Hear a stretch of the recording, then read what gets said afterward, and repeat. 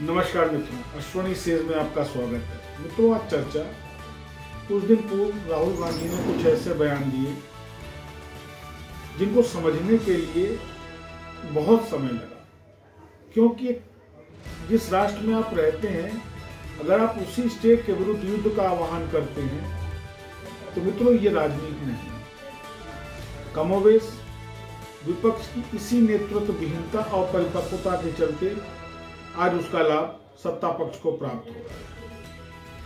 आपकी लड़ाई हो सकती है, आपका मतभेद हो सकता है, तो वो नीतिगत होना चाहिए, लेकिन व्यक्ति विशेष को लेकर के अगर आप राष्ट्र के विरुद्ध, उनका स्टेटमेंट था fight against state of India. मैं नहीं समझ पा रहा हूँ राहुल जी कहना क्या चाहते हैं, लेकिन एक सामान्य भाषा में अगर इसके अर्थ को समझा जाए तो ये है कि स्टेट ऑफ इंडिया के अगेंस्ट लड़ाई, राष्ट्र के विरुद्ध युद्ध का आह्वान।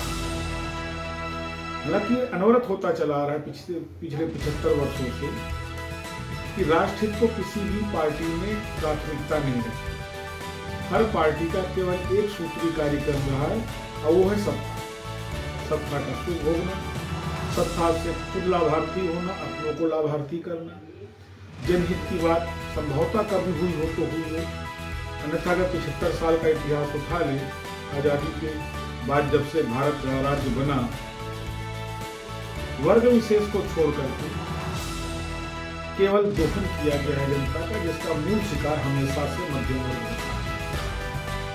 ऐसी परिस्थितियों में जब विपक्ष मजबूत है, मैं सत्ता की बात कर रहा हूँ, कि जब सत्ता पक्ष इतना मजबूत है तो विपक्ष के नेताओं को इस तरीके से बचकाना बयान, मैं फिर बार बार कोट कर रहा हूँ, मैं राहुल जी को इस कॉन्टेक्स्ट को अब तक नहीं समझ पाया किस बात पे वसीभूत होकर के उन्होंने fight against state of India का आह्वान किया। आपकी फाइट सरकार से हो सकती है, सरकार की नीतियों से हो सकती है, अपने विपक्ष के नेताओं से हो सकती है, लेकिन fight against state of India ये बड़ा गंभीर है। ऐसी कुछ हरकतों को लेकर के हमेशा से भाजपा के निशाने पे रहे। आपका चीन जाना, बाहर के देशों में जाकर के भारत विरोधी बात करना, ये विपक्ष के नेता का चरित्र नहीं होना चाहिए। और उन परिस्थितियों में जबकि विपक्ष अपने अस्तित्व के लिए संघर्ष रहा, निसंदेह इस बार विपक्ष की सीटें बढ़ी हैं, सत्ता पक्ष की जो सीटें गिरी हैं वो उनकी अपनी नीतिगत असफलता का परिणाम है, खास करके आर्थिक नीति। हो सकता है सत्ता को लगती हो कि उसकी नीतियों से कॉरपोरेट बढ़ रहा है, व्यवसाय बढ़ रहा है, लेकिन हकीकत यह कि मध्यम वर्ग खत्म हो रहा है। खुदरा मूल्य सूचांक ये दर्शा रहा है कि आम आदमी की उपभोग खरीद क्षमता दिन ब दिन कम होती चली जा रही है। तो नीतिगत असफलता के चलते विपक्ष को सीटें ज्यादा मिली हैं। इस बात का आकलन करना चाहिए कि जब इतना विरोध है नीतिगत, आर्थिक नीतिगत, उसके बाद भी अगर विपक्ष सफल नहीं हो रहा है तो ये कहीं ना कहीं विपक्ष की असफल नेतृत्व क्षमता का परिणाम है। और ऐसी विषम परिस्थितियों में इस तरीके का आह्वान निसंदेह काफी गंभीर है।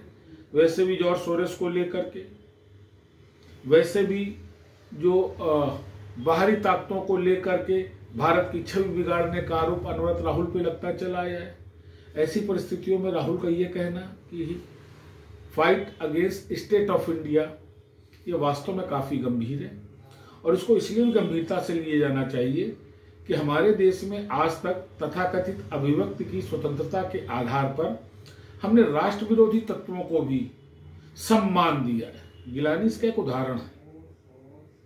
आपको याद हो जम्मू कश्मीर का ये अलगाववादी, जिसको कांग्रेस सरकार में हमेशा तरजीह दी गई, वीआईपी ट्रीटमेंट दिया गया। मतलब मजा देखिए, देश की जनता टैक्स इसलिए देती है कि ये देश मजबूत हो, देश सुरक्षित हाथों में हो, और हमारे देश की सरकारें क्या कहती है, अलगाववादियों को वीआईपी बनाती है, उनकी सेवा शुश्रूषा करती है, उनकी सुख सुविधा का ख्याल करती है।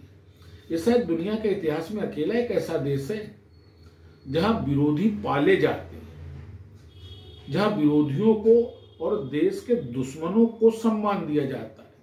आप याद करिए जेएनयू, हिंदुस्तान तेरे टुकड़े होंगे, और हम आज उस आदमी को सांसद बना रहे हैं। क्या आपको लगता नहीं है कि देश को बाहरी देशों से ज्यादा देश की आंतरिक ताकतों से खतरा ज्यादा है। वो जिनको हम पाल रहे हैं, वो जिनको हम चुन रहे हैं, चाहे शाहीन बाग का मैटर हो। अगर आपका सीएए से कोई विरोध था तो उसके लिए व्यवस्था थी न्यायिक। आप आंदोलन, और वो भी इतना बृहद आंदोलन जिसमें हिंसा भी इन्वॉल्व हुई, तो ये basically it's a call of war against the state.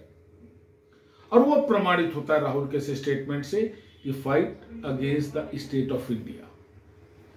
विपक्ष को सोचना चाहिए, विचार करना चाहिए, और खास करके कांग्रेस के वो नेता जो अकलमंद तो है, पता नहीं क्यों बेवकूफी कर रहे हैं कि ऐसे स्टेटमेंट को भी वो डिफेंड कर रहे हैं अनर्गल आधार देकर। मित्रों, ये बहुत गंभीर और बड़ी विषम परिस्थितियों से देश गुजर रहा है, और अब देश को जरूरत है एक ऐसे नेतृत्व की जो देश विरोधी ताकतों से आंतरिक रूप से लड़ने में सक्षम।